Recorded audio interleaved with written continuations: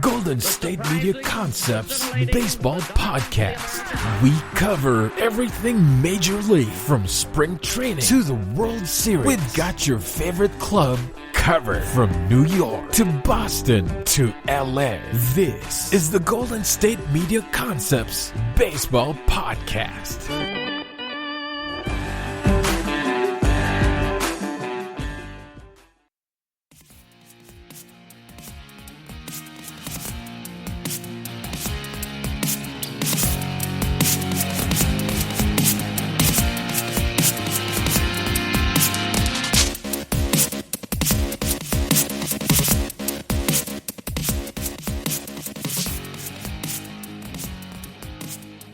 Welcome back to the GSMC Baseball Podcast here on the GSMC Podcast Network. I'm your host, Collin Manley. Glad to be talking to you about some more Major League Baseball in what has been the craziest offseason, at least of my life for sure. I know that there is so much that has been going on.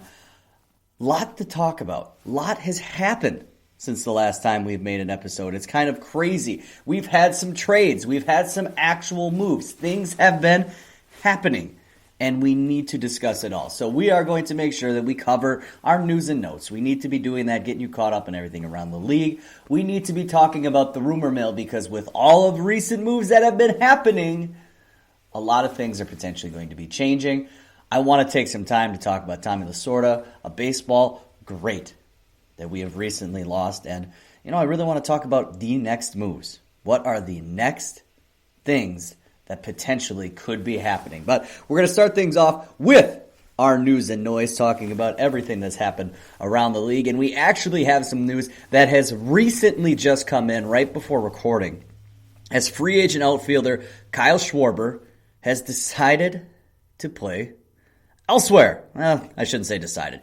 He was cut by the Cubs earlier in the offseason, has agreed to a deal with the Washington Nationals. It's looking like it's going to be a one-year deal that is worth about $10 million. Way back on December 3rd, when Schwarber was non-tendered, it looked like it was the start of the rebuild for the Cubs. And since that has happened, he has decided the Nationals are going to be the place where he's going to call his new home. Now, a tough season for Schwarber last year with the Cubs, along with a lot of other people for sure, but definitely not up to his standards. In 2020, batted .188 with 11 home runs and 24 RBIs. So we know that power is there, that potential is there. The year before in 2019 was one of his best seasons, as he batted .250 with 38 home runs and 92 RBIs. This is just another name, another player that the Nationals are ultimately adding to the middle of their lineup. It's a power bat. Now, Schwarber is not the greatest defensive outfielder thrown out there, and that's no surprise to anyone involved. But if he's at the top of his game, his offensive potential is going to help this team. And it's starting to look like I'm enjoying what the Nationals are doing. So this is a couple moves in the sense where they're trying to put things around Trey Turner, Juan Soto, as they've acquired Josh Bell in a trade, and now Schwarber. There's potential here. And at the peak of Kyle Schwarber's game, we remember him in 5 games as a designated hitter for the Cubs in the 2016 World Series, where he was a big part of the Cubs winning that World Series against the Cleveland Indians.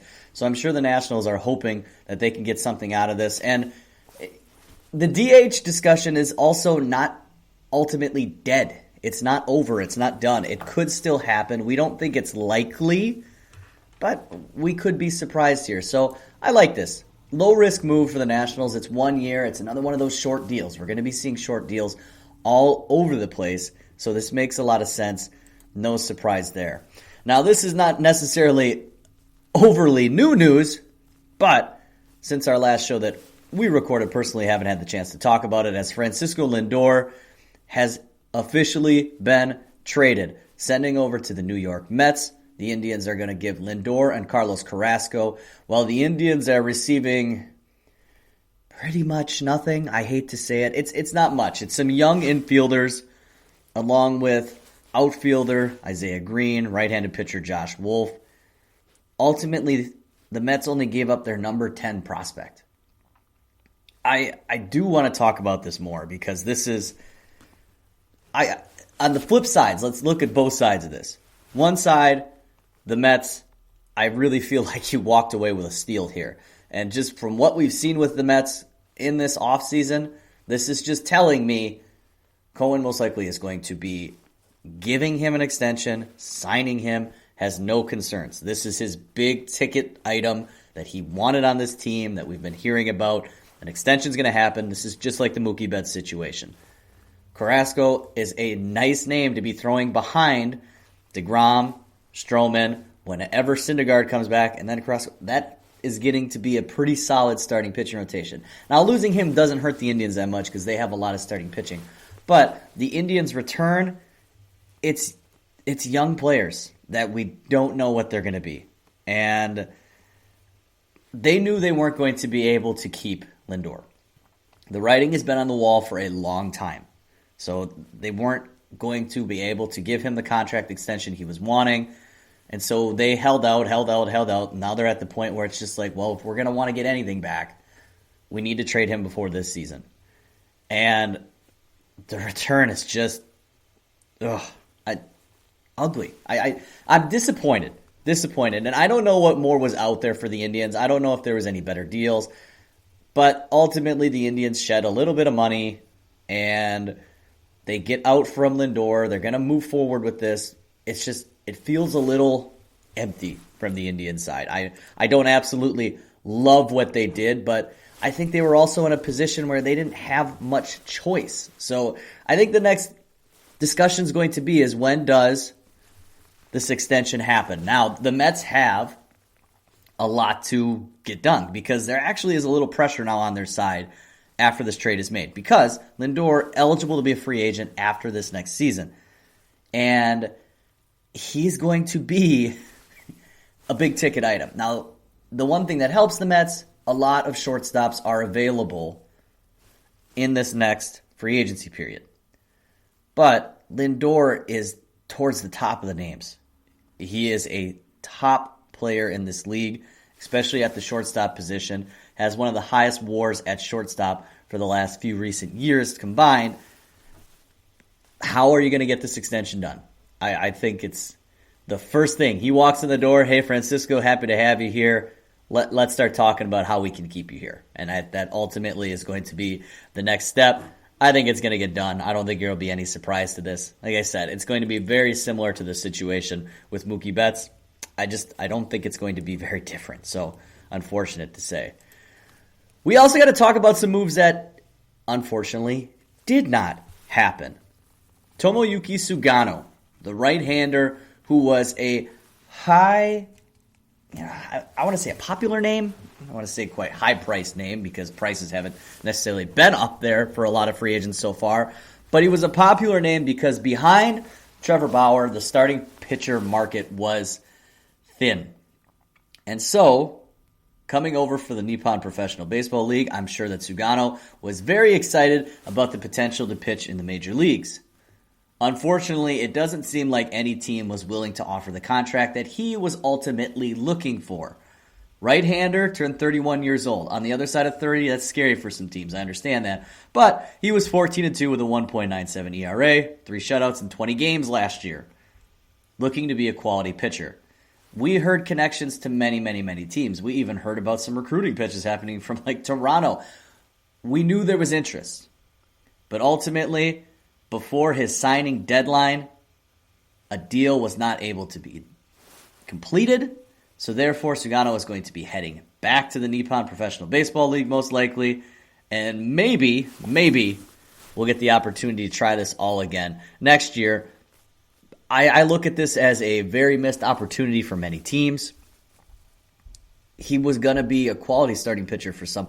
I look at some squads and I think you really had an opportunity to get an unknown. And we may be in a situation where Sugano was maybe asking for too much money. The years, the total, it might have been a little rich for a lot of teams. But I actually am genuinely surprised that this did not get done. He seemed like someone that was going to be a guarantee and was potentially the second best pitcher on the market. And those don't just usually walk away all that quickly. So we might have some more information come out in the future. But as of right now, very interesting to see. Now, Free agent signings, one that happened, one that did not. A trade, but also there were some lower level trades that happened as the New York Yankees get Greg Allen from the San Diego Padres for lefty James Reeves. Allen, who's a switch-hitting outfielder. James, left-handed reliever most of the time. 27-year-old Allen batted .239 with 8 homers, 57 RBIs, and 557 at-bats in 221 games over 4 seasons with the Indians and 1 season with the Padres.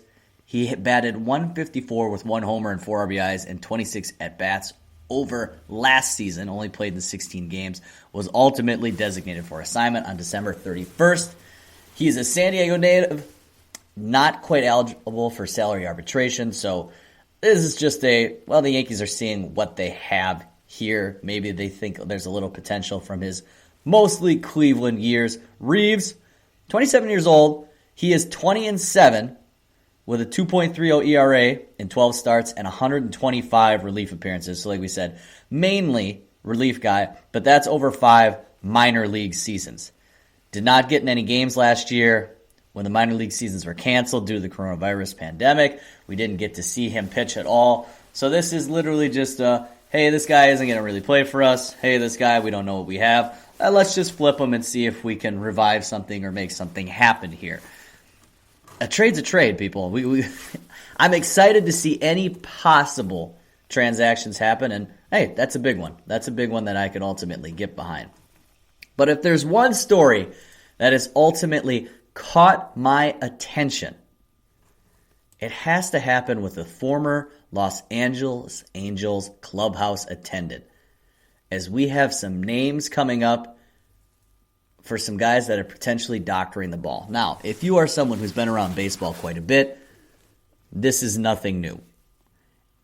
But it seems like Brian Harkins has submitted some evidence that Garrett Cole, along with other pitchers, were using a special substance that he was creating for doctoring the baseball when they pitch. The message is from January 17th of 2019. So ultimately pretty recent. It reads, "Hey Bubba, it's Garrett Cole. I was wondering if you could help me out with a sticky situation." And they had a winky face emoji. This is just kind of cringy, awkward to read, but it is what it is. "We don't see you until May, but we have some road games in April that are in cold weather places. The stuff I had last year seizes up when it gets cold." So it ultimately is going to come down to whatever is in this situation. Now, Harkins was fired because of some connections with some questionable things, and this happened last March. He was with the Angels for nearly 4 decades. The organization informed by Major League Baseball that he was providing pitchers with an illegal blend of rosin and pine tar, and they were violating a rule. But it ultimately seems like Harkins, being a little upset with what happened, is not going down without a fight, as he has identified many names. Now, this text message was from Garrett Cole, but Harkins has also named Justin Verlander, Edwin Jackson, Max Scherzer, Felix Hernandez, Corey Kluber, Jabba Chamberlain, Adam Wainwright, and Tyler Chatwood, among some other pitchers who had previously asked for his special blend that was being used. It's something that we'll see where it goes. And the thing is, Harkins seems very, very upset, which, hey, when you're the guy that's blamed for everything that happened and there's more people involved, I understand he doesn't want to go down. He's named several current players, even for the Angels, that are still using his stuff. So this could end up being a bigger situation. Now, it's obviously not on the level of like the steroids and PEDs, but if this is pitchers trying to find an advantage, an unfair advantage that actually is illegal when it comes to baseball standards, it's something that could be looked into and lead to some suspensions, fines, whatever. So it's something more that we're going to keep our eye on moving forward. I don't know necessarily if it's going to be major stuff. For a lot of these people, it might just be a slap on the wrist right away, but they'll be under a microscope. it's just not on the level with some of the scandals we've seen recently. Even with like the Astros and the stealing signs, using technology, it's not that higher up, I feel like. And I could ultimately be wrong with how this happens, but it's something that we need more information. More needs to happen. We'll see where this goes. But interesting nonetheless, that's for sure.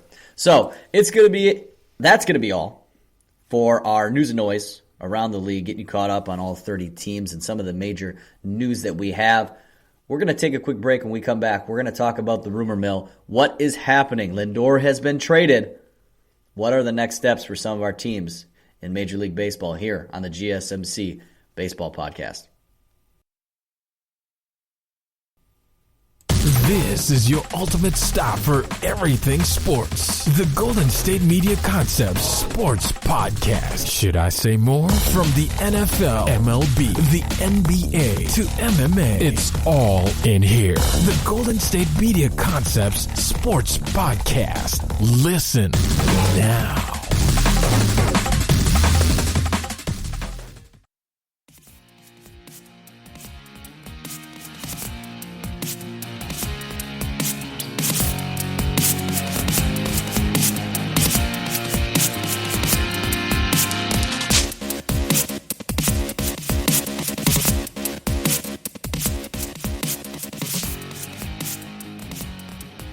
All the news around baseball right now has to be dealing a lot with Francisco Lindor actually being on the move.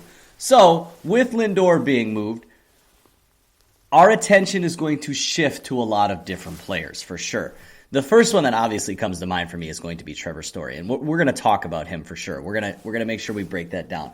But there are going to be other names that are involved as well. So I want to keep everybody up to date on latest free agent and trade rumors. And Lindor was a target for quite a few teams. That's something that I find very interesting. And one of those teams that I thought was very realistic and could happen was the Toronto Blue Jays. Well, now that the Blue Jays are out on Lindor, where is their attention going to go? So far, the biggest move they've made is re-signing Robbie Ray, which was a good contract, 1 year, $8 million, no big deal. But since they are the runner-up and they missed out, what's the next move? Well, it looks like the Blue Jays mostly are being connected to George Springer. His reported asking price is $175 million. That might be too steep for the Blue Jays. That might be too steep for a lot of teams.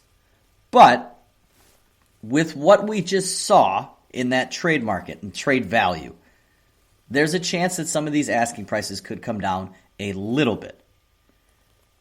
And Springer would be a good fit. I like that. But I also like the idea of the Blue Jays trying to help out, make their infield a little stronger with the signing of DJ LeMahieu.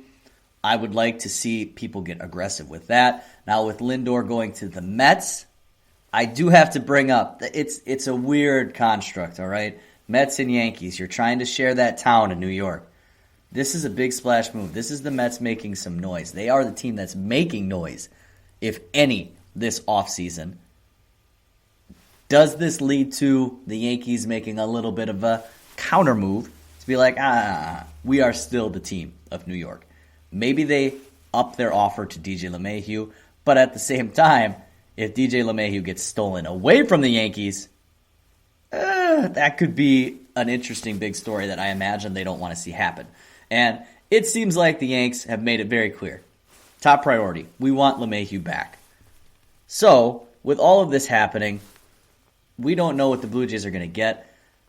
So I think it's time for Toronto to start looking into Trevor Story. Now, this would not be the first time that the Blue Jays made a big move for a shortstop out of Colorado. Remember Troy Tulowitzki, right before they made a big playoff run. That was a fun Toronto team. But like Lindor, Story is a free agent at the end of the year. Colorado was not very good last year. They had a strong start, but they fell off big time. Dodgers are very good. Padres made their team better. It's pretty likely to say the Giants are better than the Rockies right now. It's time to sell. And I know that the Rockies are going to be looking at a few guys. Blackmon, Arenado. They're going to like to move some of the bigger contracts for sure and try to see if they can keep Story. But Story's going to be the guy that's going to be a little more valuable just because of the fact that he's younger. His contract isn't set yet. No real guarantee of what it's going to be. And just from what we saw, the price for Lindor, it's not much. It's not much. Sorry, Colorado. You guys are probably still a little upset for the fact that you lost LeMahieu and he turned out to be that good. But you can't get caught up on that one move. You need to move on. You need to try to rebuild. It's unfortunate that the asking prices for some of these guys are down, but you're not competing in the NL West this year anyways. So see what you can get for a return. Try to get the best return possible, and you're going to most likely have to be moving on from Trevor Story. Moving on to some other teams around the American League, the Houston Astros. We haven't heard a lot of noise around them, which is interesting considering their whole outfield could look different next year. But our first real bit of news is that the Astros are starting to be aggressive when it comes to relievers. And they are considered to be one of the most aggressive teams in this situation. Now, Houston lost Roberto Ozuna, Brad Peacock, and Chris Davinsky to free agency. Their bullpen wasn't that great last year. It was okay, but not great. Missing out on some other players, it seems like the Astros are a team that is starting to zero in on the players like Liam Hendricks, Brad Hand, Alex Colome. They are trying to add a solid reliever to the back end of their bullpen.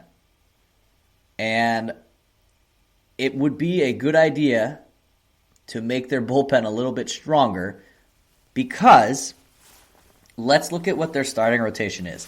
You have Zach Greinke, who's getting older. All right, let's not fight the fact. He's getting older, so he's not going to be going as deep into games as he has in the past.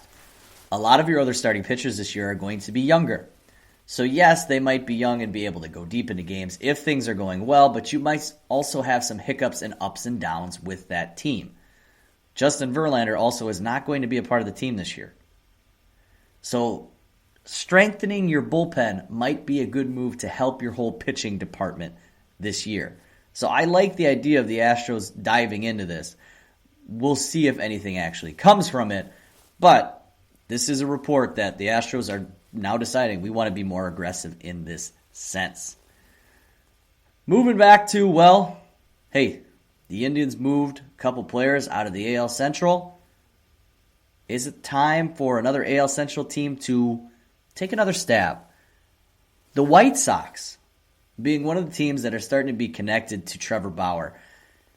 And this is a move in the sense that I would believe the Twins and the White Sox think, all right, the Indians are not out of this.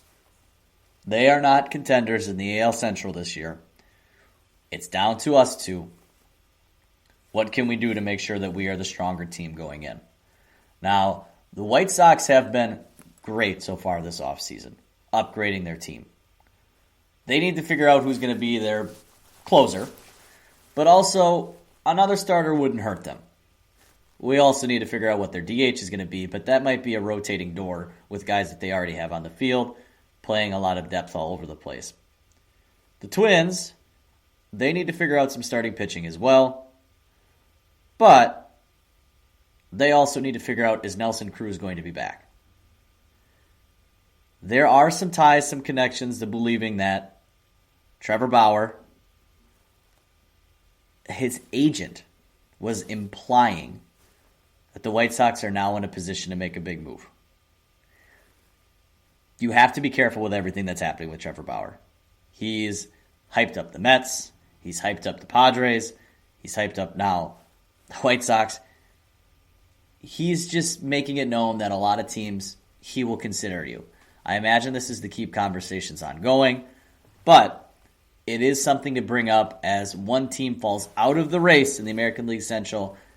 Yes, you could stand pat and say that's good enough, but also it's not a bad idea to get a little more aggressive and think about, hey, do we have the potential to maybe even get another player and be in a better spot?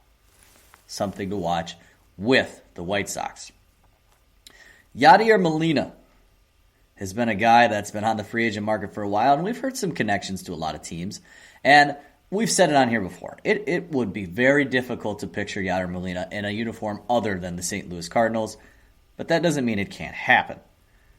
But indications as of recent seem to be looking that Yadier staying with the Cardinals is an quote-unquote inevitable status.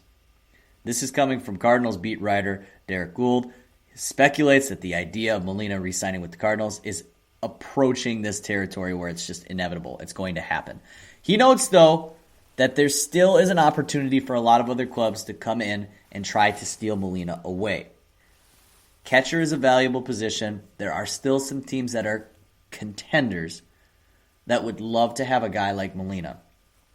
It's ultimately going to come down to, I think, the total amount of years you're willing to offer. I don't think the dollar amount is going to be any surprise or anything hard for teams to swallow. It's just, do we really want to give you multiple years when you are getting up there in age at a position that, let's be real, once you hit that wall, you hit that wall pretty hard. So we'll see what happens with that. Gould also said, the Cardinals still have the trump card that he wants 2 years and wants to return to the Cardinals. And those stances haven't changed from what I can tell talking to people. So is a mystery team going to come in and offer a third year? Most likely not going to happen. Most likely not. Now, Gould also went on to talk about Adam Wainwright resigning with the Cardinals. He believes that one to be less clear. And he notes that there's other teams, they're keeping the door open for a possible return. But with Colton Wong also out there, option was declined for 2020. We don't know. There's going to be a lot that still needs to happen for the Cardinals. That's another team that's just staying very quiet, but there's still a lot of things that could happen there. I want to go back and talk about those Mets for just one more second. I have to do this. The Mets, I give them credit. New owner, Steve Cohen, he walks in the door and he talks about this team and he says, we're going to be aggressive, we're going to make moves, we're going to compete sooner than later. All right, that's cool to say that. We'll wait for the moves that actually make it happen. Then he goes out and he gets James McCann, one of my favorite under-the-radar players. He's going to be a solid catcher. He's filling that gap for them. We heard about Real Muto a lot, but McCann, he's going to cost less, and I like the idea of it. They go out and get a good reliever in Trevor May. Solid signing. And then they swing this move for Francisco Lindor and Carlos Carrasco, adding a superstar and adding starting pitching depth. All right. I'm buying in a little bit more on the Mets. But it seems like MLB Network's insider, John Heyman, is reporting that the team is not done, which seems unbelievable to think about. These are a lot of big moves. There is some connections to George Springer possibly going to the Mets. They're still thinking about him, and he's been a name that also has been popular with New York ever since the start of everything. We talk about connections with the Blue Jays and everything, but those connections have been there with the Mets as well. There's also been some rumored talk of, Chris Bryant being in some discussions. Now, this would not be in the same situation as Lindor, as we make this trade for a guy who's going to be a free agent. We're going to give him the big extension. Bryant's coming off a little bit of a tougher season, so this might be a situation where we'll be like, hey, can he bounce back and help our team this year? And then we'll talk discussion or an extension discussion. Or is it really not going to be worth it? We'll try him out for a year. We'll let him go test the waters and see what happens. I like the idea that the Mets are not done. The NL East, the Braves are good. All right, the Braves are very good. But the rest of that division is really up for discussion. It really is. And I like what the Mets are doing. I think they're going to be a strong team next year, and they're making all positive moves. And I like every single one of them, that's for sure. Last one, we're going to talk about the Angels. Now, if we know anything about the Angels, their offense is very good. Very good. They need pitching. But the latest connection that we've seen is actually not with pitching at all, as the new Angels general manager, Perry Minasian, is looking for ways to improve the team and get rid of that playoff drought they've had and they're looking at the catcher position. Now, I always like the idea of team improving the catcher position if they can. Why? Because it just seems like a spot where a lot of people just try to plug a hole and hope it works out, whether you pick offense or defense. If you can get a solid player there, go for it. And it seems like Wilson Contreras is being the name targeted for the Angels. Now, there's connections here, as Joe Madden, the manager for the Angels, was with the Cubs and was there with Contreras for a lot of years. So it seems like Madden is making a push for him, and there is some interest that the Angels are now going to go in and at least test the waters, see what they can pull out of this. Now, their catcher last year, Max Stassi, was okay last year. 886 OPS, 31 games. He's only 29 years old, came off hip surgery, so he's not awful. But Contreras has been a little bit more of a consistent presence. He ranks second among catchers in OPS since 2016. And that was his debut. You had to have 1,000 plate appearances to qualify for that, and Contreras is up there. So he's been a solid player. I think the Angels would greatly be looking at this as an upgrade. And while he's a little different from some of the other Cubs players that could be on the move or could be free agents, he has one more year of control than the rest of that core. So if the Angels went in on this, they would have him not for just this year, but most likely next year before free agency hits. So a little bit more control as they're trying to break into the playoffs. Upgrade the catcher position. I love it. I always think it's a great idea for a lot of teams because there's just not that many high-quality catchers out there. So my thoughts on that. So that's going to be it for the Rumor Mill. We're going to take another quick break, but when we come back, I want to talk about the next moves. Who are going to be the players that we're going to be talking about most now with Francisco Lindor heading to New York, coming up here on the GSMC Baseball Podcast. Tired of searching the vast jungle of podcasts? Now listen close and hear this out. There's a podcast network that covers just about everything that you've been searching. Hey! The Golden State Media Concepts Podcast Network is here. Nothing less than a podcast bliss with endless hours of podcast coverage. From news, sports, music, fashion, cooking, entertainment, fantasy, football, and so much more. So stop lurking around and go straight out to the Golden State Media Concepts Podcast Network. Guaranteed to fill that podcast itch.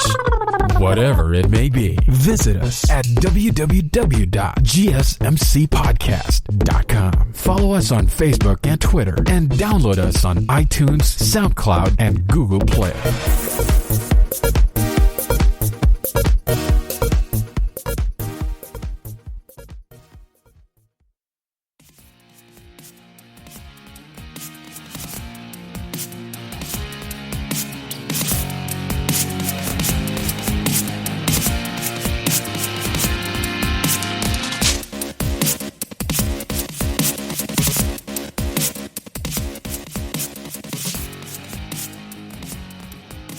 Oh, baseball. Baseball. You just don't disappoint when the big moves happen. You know, if there's one thing that I have to actually say about this offseason that we've had so far, even though the big names actually signing has been slow, which has been a bummer for sure, something you don't want to see happening, ideally I can say that I'm quite happy about the moves that have happened. We've had some big splash trades, and that is something to be exciting about. And with our most recent trade of Francisco Lindor getting sent over to the New York Mets, this is one that we knew that was coming. We knew before the season was going to start, he was going to be on the move. And the thing that was exciting about it, this was a potential of numerous suitors in play when it came to Lindor. But now that it's done, we have to start looking at, well, what is the next things that could possibly be happening? And I want to throw this warning out here because this is going to be a little bit of a bummer when it comes to a lot of MLB fans. These moves that have been happening when it comes to San Diego, when it comes to the Mets, any real trades that I think is going to happen from here on out is only going to be involving mostly big market teams. And I'll give you my reason for that. Look at how little money has been spent so far in free agency. Nobody wants to really be dealing out massive contracts to anyone at the moment. Now, Cohen is in a situation in which he said, we want to contend, we want to be big time right away. They made the trade for Lindor knowing we are going to sign him to an extension right away. Why are we able to do this? Because we really don't have to trade much, but we know we can afford him. So, honestly, when it comes to bigger names being traded from here on out, it's going to be risky for a team to take a chance on trading for a Trevor Story, a Nolan Arenado, a Javier Baez, a lot of these players, because they may not be willing to offer an extension right away. Now, we'll see what happens with some teams. Maybe we'll have a surprise thrown in there. But it's going to be hard for these middle teams that don't have as much money to spend around to necessarily make big splash moves. That's why the Padres' moves were so surprising. But again, the Padres were making these moves for a reason. They want to contend right now. And yes, they are taking on some money at the moment with Darvish, but in reality, they're not taking on that much money when it comes to Snell. So, with that said, we have to talk about, well, what are going to be some of the next things that are potentially going to happen? What are we going to turn our attention to now that the Francisco Lindor saga is done? He has moved on. Well, I think there's a very obvious move that comes next. Very obvious. And it has to deal with those San Diego Padres. These things are connected, even though you may not see it right away. The next move for San Diego is their hand was forced. The Mets went and traded for Lindor with the idea that I am putting a 90%, we'll go 90% chance that they made that trade thinking we're going to sign him to an extension rather quickly. Well, that means the Padres are going to want to get the extension done with Fernando Tatis first. Why would that be important? Well, we're playing in a different ball game from before. They want to get the extension done first so that they can make him potentially the highest paid player in baseball, highest paid shortstop, whenever his contract ends up, so that they don't have to pay over whatever Lindor gets. And I'm sure the Mets are going to be sitting here in a similar situation in the sense that they want to pay Lindor now before Tatis's contract gets done. It's going to be a race of negotiations. Now, if you're from the player's side, you may want to slow play this a little bit just to kind of see what the other person's going to get. But regardless, it's going to be some tough negotiations. I'm very interested to see what happens because when Mookie Betts was traded, I thought he was going to be in the wheelhouse of getting a contract similar to Bryce Harper, similar to Manny Machado. But for what he signed for, it felt like he gave the Dodgers a little bit of a discount. And why did that happen? Well, there's not as much money to go around at the moment. And with that being said, teams aren't willing to spend as much. You're going to have to take a little bit less, but maybe we're still willing to give you that security if you're a generational MVP type player for a long time. Mookie Betts signed a 12-year deal, which was 2 more years than what Machado and Harper got, for $365 million. But the money he's going to be making from year to year is going to be not as much. So the signing bonus is going to be divvied up. He gets $5 million in signing bonus from here until the end of the contract for every year. But $17.5 million is what he's going to make this next season and the season after. $17.5 for Mookie Betts is kind of a bargain. It jumps up to $20 million in 2023, and then from 2024 to 2027, he's making $25 a year. From 2028 to 2030, he's making $30 million a year.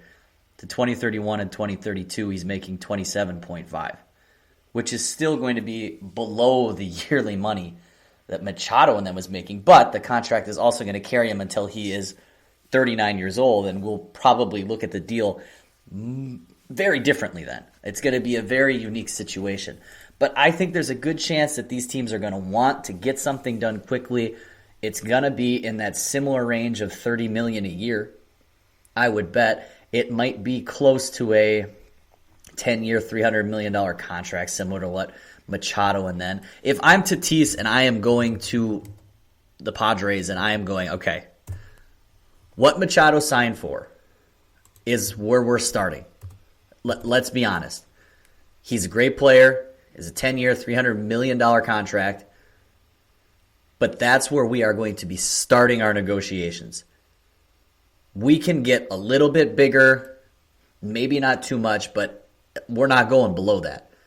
Because Machado is getting $30 million a year with $2 million signing bonuses throughout that until 2028. So I want to be something very similar to that. And that's very deserving, very deserving. So that's going to be the next discussion. Who is going to get their contract done first, Lindor or Tatis? These teams are going to be racing to get this done. Racing, because they don't want to have the pressure of being, all right, well, they just got that deal, and the other one turns around and goes, hey, I deserve that much, probably more. Because I can already see the argument for both of them. One, Lindor is going to say, hey, you just traded for me. I know what my value is here. Also, look at my production as a shortstop compared to all other shortstops over the last 5 years. I am the best one.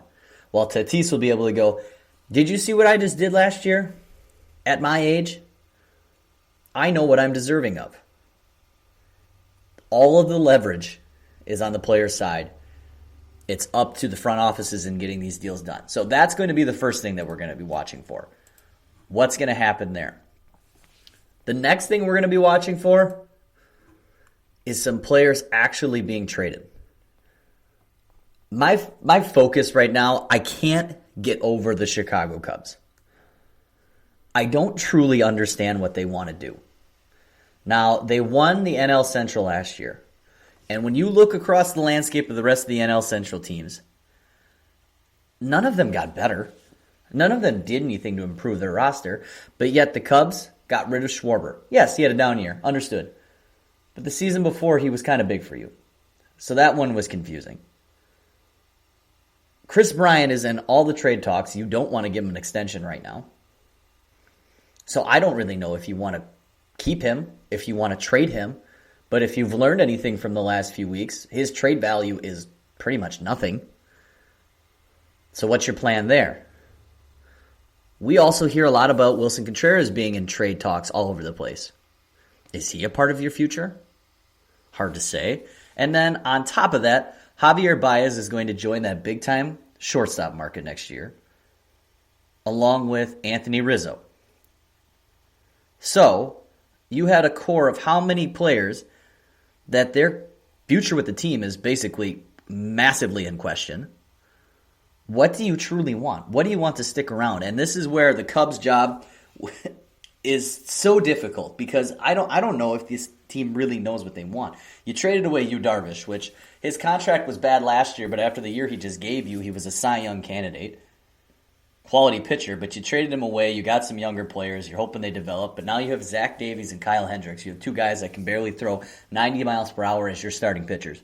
Your bullpen also was not very great last year.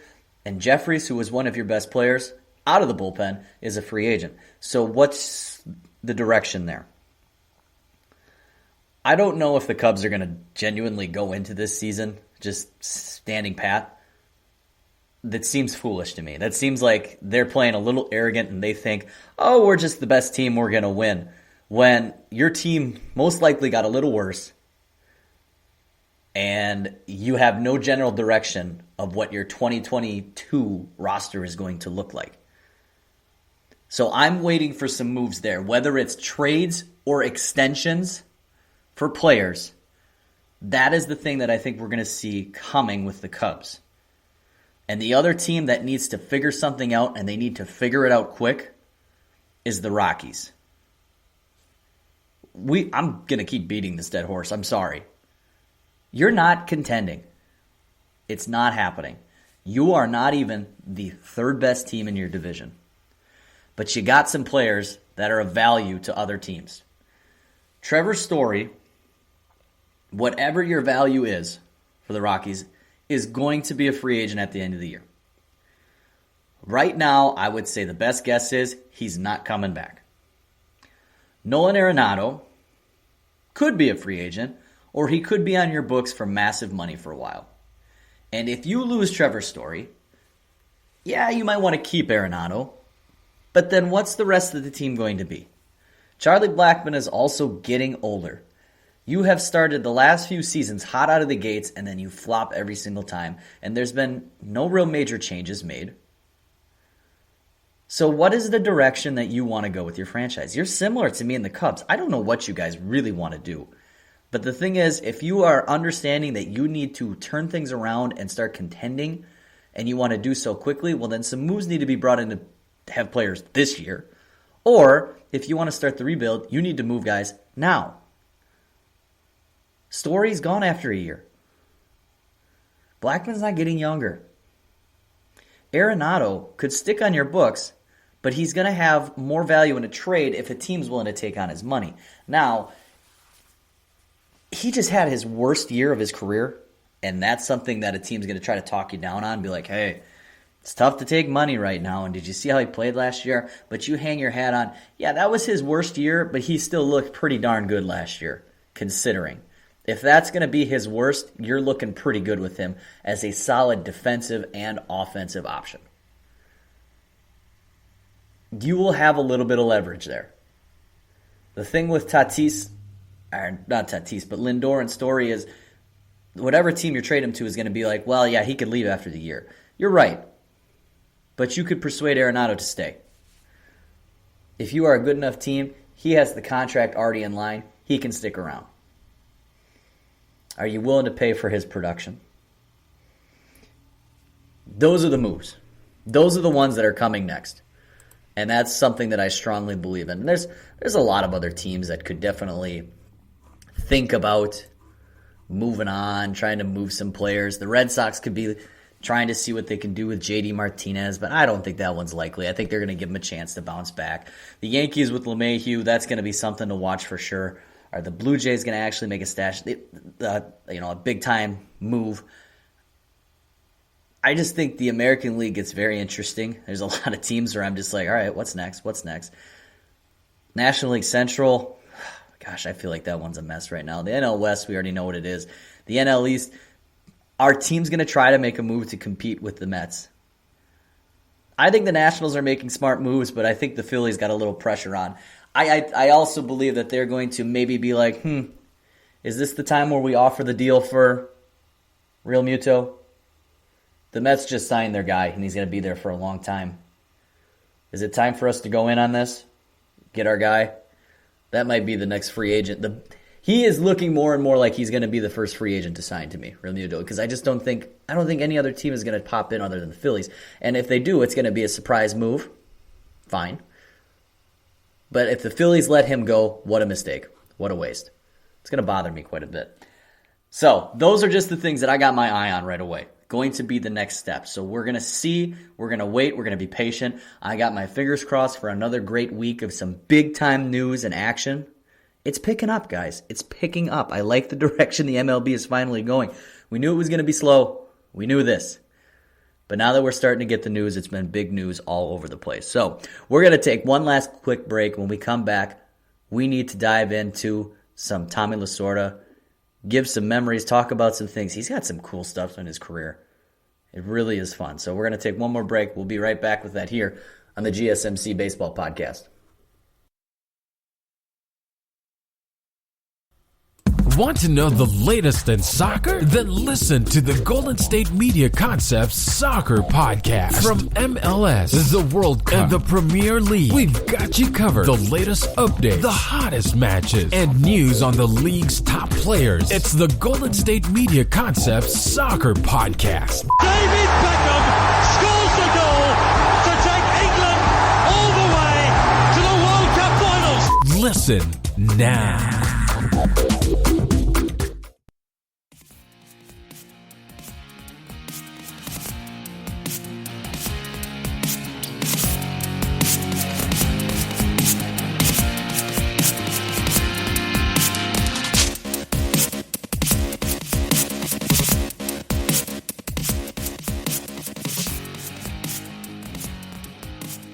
It's never quite fun to talk about a baseball icon being lost on these podcasts. I'll say that. But I don't know if I've ever really had as much fun reading about a player / manager that was so involved in baseball for his entire life, it felt like.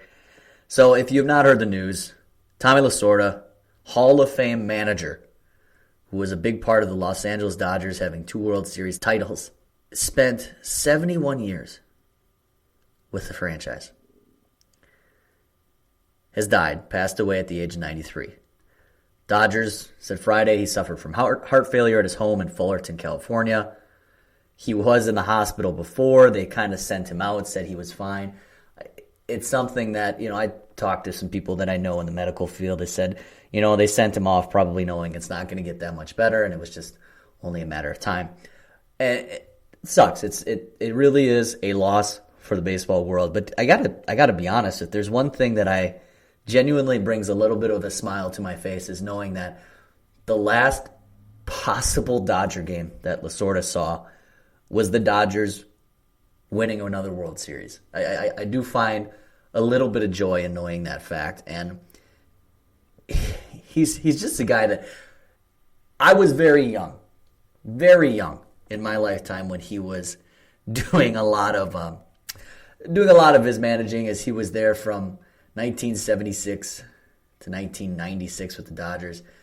Had a record of 1,599 wins to 1,439 losses, 1 World Series title in 81 and 88, 4 National League pennants, 8 division titles, 77 to 96. I should be careful with that. And went to the Baseball Hall of Fame not too long after in 1997. He also guided the U.S. to baseball gold medal at the 2000 Sydney Olympics. He's just got a resume that's long, effective. He was around the game for so long. He was the franchise's longest tenured employee. Since Hall of Fame broadcaster Vince Scully retired in 2016 after 67 years. And he was just a popular guy when it came to the Dodgers. He would frequent Dodgers games. He always talked about how he would bleed Dodger blue. That was his thing. He was all about Dodger Stadium. And it was his life. It's a guy that started with pitching. He was a professional pitcher. He was able to be in the AAA. Never was quite of a big major league guy, but he was around the game, and the game was his life. And it was just fun to read about everything. And at the major league level, he said about it, he went 0-4, 6.48 ERA, 13 strikeouts. So he wasn't the most dominant player.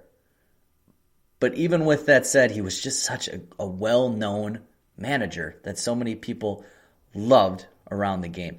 One of the craziest stats I saw, and I thought this was ridiculous just because in the sense now, in Major League Baseball, you have a lot of times where franchises really groom players and bring them up compared to other sports. I mean, it happens in the NFL, it happens in the NHL, it happens in the NBA, but these guys really will groom for one franchise until they make their professional debut. But then once they get to the pros, it's a big change. It's a massive change. In his 20 years with the Dodgers, he had 8 National League Rookie of the Years. He had guys performing at such a young age. And that is just such a cool story to see and to understand that. And he is so big in baseball. I can't get over the fact of what he did for one franchise in his tenure. But if there is one thing that is truly really cool about him, also is just so much of his life outside of baseball. He's got a lot of connections. Another thing that, just staying within baseball real quick, that I also saw is that he has a connection to Mike Piazza that isn't just quite that Piazza was a player for the Dodgers for a short time, but he's actually the godfather of Mike Piazza's brother. I mean, there's just weird things all over the place. But again, reading about him was so much fun because some of these stats you just knew he lived such a fun life. Like 8 honorary doctorate degrees. He had an asteroid that was named after him by Caltech. Had a wife of 70 years, still making appearances at every Dodgers game. He is in a total of 17 Hall of Fames. 17 Hall of Fames. How is that even possible?